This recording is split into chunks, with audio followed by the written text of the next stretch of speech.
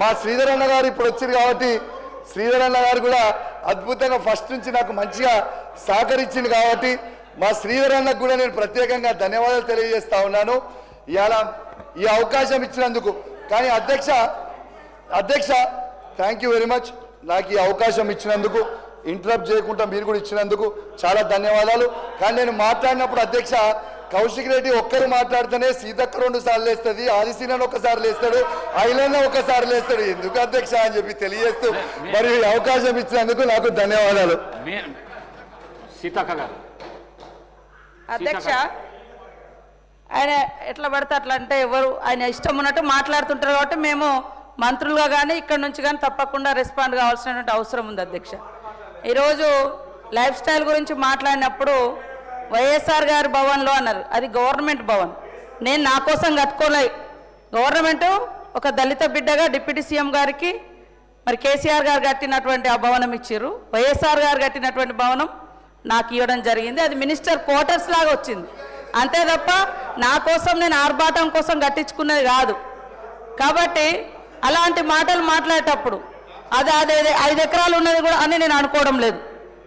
అది క్వార్టర్స్ ఇచ్చారు, అందులో మేము ఉన్నాం అధ్యక్ష, అంతే తప్ప అది నా సొంతం కాదు. నేను ఏదో దాన్ని ఇంకా ఒకసారి వచ్చి దయచేసి కౌశిక్ రెడ్డి గారు రావాలి ఆ క్వార్టర్స్కు. అలా సీతక్క ఏమన్నా వేరే డబ్బులు పెట్టించి ఏమన్నా చేసిందా అని ఒక్కసారి చూడాలి. అది మా స్థాయికి అధ్యక్ష, అది మా స్థాయికి చాలా చాలా పెద్దది అధ్యక్ష. అది మేము ఉండేది ఇవాళ నా కొడుకు కూడా హన్మకొండలే ఉంటాడు. మా స్థాయికి చాలా పెద్దది అది. కానీ నా లైఫ్ స్టైల్ అన్నప్పుడు నా బ్యాక్గ్రౌండ్, నా జీవన విధానం, నీ జీవన విధానం, నువ్వు వచ్చినటువంటి బ్యాక్గ్రౌండ్ నువ్వు ఉన్నదని నేను మాట్లాడినా. కానీ ఇవాళ ఆయన సభను తప్పుదో పట్టించేలాగా మాట్లాడింది అధ్యక్ష.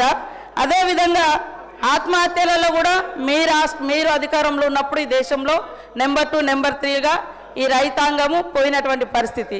అదేవిధంగా మిల్లుల కాడికి పోతే కోత లేకుండా రైతులు ధాన్యం అమ్ముకోలేనటువంటి పరిస్థితి. గొర్రెల గోల్మాలు, చేపలలో గోల్మాలు, ఇవన్నీ అవే విషయాలు మాట్లాడడం జరిగింది. కాబట్టి మళ్ళీ ఒకసారి నేను అంటున్న అధ్యక్ష, వైఎస్ఆర్ గారి భవనం ఇచ్చింది అది గవర్నమెంట్ క్వార్టర్స్గానే నాకు వచ్చింది తప్ప వేరే కాదు. నేను టీఆర్ఎస్ నాయకులు అందరినీ కూడా ఆ భవనంలోకి ఆహ్వానిస్తున్నాను అధ్యక్ష, భోజనానికి కూడా ఒకసారి రండి. మీ నాయకుడు ఉన్నప్పుడు పెట్టిండో లేదో కానీ మేము పెడతాం.